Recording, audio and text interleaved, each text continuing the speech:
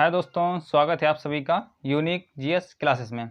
और आज हम बात करने वाले हैं भारतीय नदियों के जो उपनाम हैं, जो पेपरों में बहुत ही देखने को मिलते हैं और आप सभी से या हमसे सभी से जो गलतियां होती हैं, आज उन्हीं को सुधारने के लिए मैंने एक क्लास ली हुई है।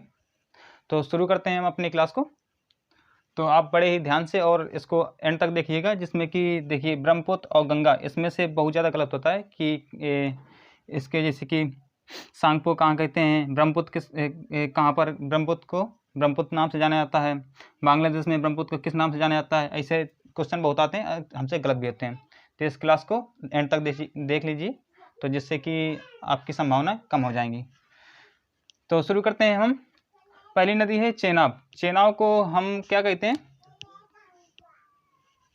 चेनाब को कहते हैं हम अस्कनी। चेनाब का वैदिक नाम है अस्कनी, पुराना नाम।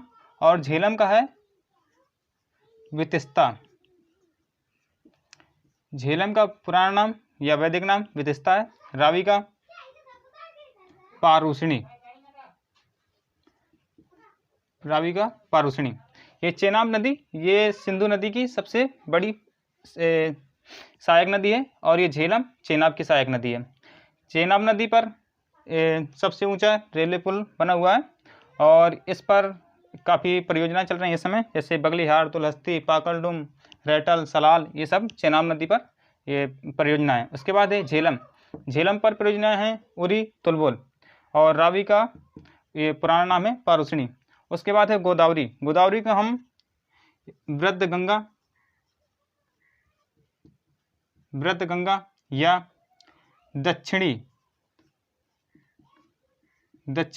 गंगा, वृद्ध गंगा या दक्षिणी गंगा के नाम से भी जानते हैं।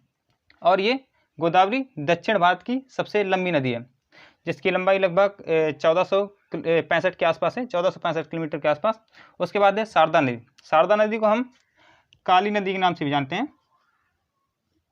काली नदी ये उत्तराखंड के जो काला पानी स्थान है, तो वहाँ से निकलती है और ये उत्तराखंड और नेपाल के बीच में इस नदी का विवाद भी है।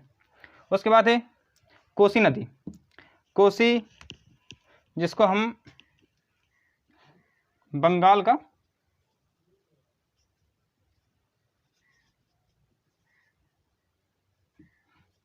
शोक के नाम से भी जानते हैं। कोसी नदी को बंगाल नहीं, बिहार, इसको हम बिहार करेंगे। उसके बाद है गोदावरी। गोदावरी को हम बंगाल के शोक के नाम से जानते हैं, बंगाल का शोक। दामोदर नदी को हम बंगाल का शोक के नाम से जानते हैं, कोसी को बिहार का शोक नाम से जानते हैं। उसके बाद है सबसे इंपॉर्टेंट ब्रह्मपुत्र और गंगा नदी की क्वेश्चन आता है कि ब्रह्मपुत्र को तिब्बत में क्या कहते हैं, अरुणाचल प्रदेश में क्या कहते हैं, असम में क्या कहते हैं, बांग्लादेश में क्या कहते हैं। तो आज हम इसको अच्छे से डिस्कस कर लेते हैं, जिससे के बाद आपको कहीं भटकने की जरूरत नहीं पड़ेगी। ठीक है। जब बांग्लादेश ये ब्रह्मपुत्र, जो कि तिब्बत की मानसरोवर पहाड़ी से निकलती है, उस समय उसका नाम होता है सांगपो।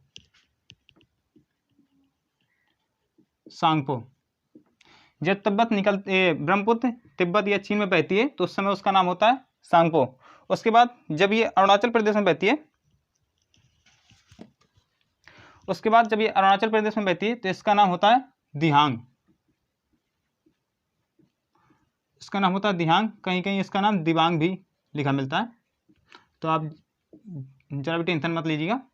तो इसका तिब्बत में नाम है सांगपो ब्रह्मपुत्र नदी का। उसके बाद है अरुणाचल प्रदेश में दिहांग कहते हैं इसको, कहीं कहीं दिबांग भी लिखा मिलता है। उसके बाद असम में ब्रह्मपुत्र को ब्रह्मपुत्र नाम से ही जानते हैं, ब्रह्मपुत्र को ब्रह्मपुत्र नाम से ही कहाँ पर जाना जाता है, असम में। उसके बाद है बांग्लादेश में इस नदी को जमुना नदी के नाम से जानते हैं, जमुना।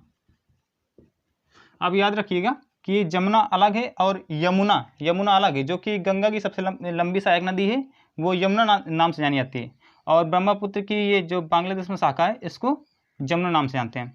उसके बाद आता है गंगा को जो उत्तराखंड से निकलती है, गंगा गोमुख स्थान से, तो वहाँ पर इसको उत्तराखंड के हरिद्वार तक इसको भागीरथी नाम से जानते हैं, भागीरथी। जब तक कि ये हरिद्वार में इससे अलकनंदा नामक एक नदी आकर मिल नहीं जाती तब तक ये इसका नाम भागीरथी पड़ता है। और जब हरिद्वार में भागीरथी और अलकनंदा जब इन दोनों का संगम होता है, उसको संगम कहते हैं कर्णप्रयाग। कर्णप्रयाग नहीं, देवप्रयाग कहते हैं इसके संगम को, अलकनंदा और भागीरथी को। तो वहीं हरिद्वार से इसका नाम गंगा पड़ता है। उसके बाद इसका नाम पश्चिम बंगाल में इसको दूसरे नाम से जाना जाता है। इसको पश्चिम बंगाल में हुगली नदी के नाम से जानते हैं, हुगली। पश्चिम बंगाल में हुगली के नाम से जानते हैं गंगा को। उसके बाद है बांग्लादेश में गंगा नदी को पद्मा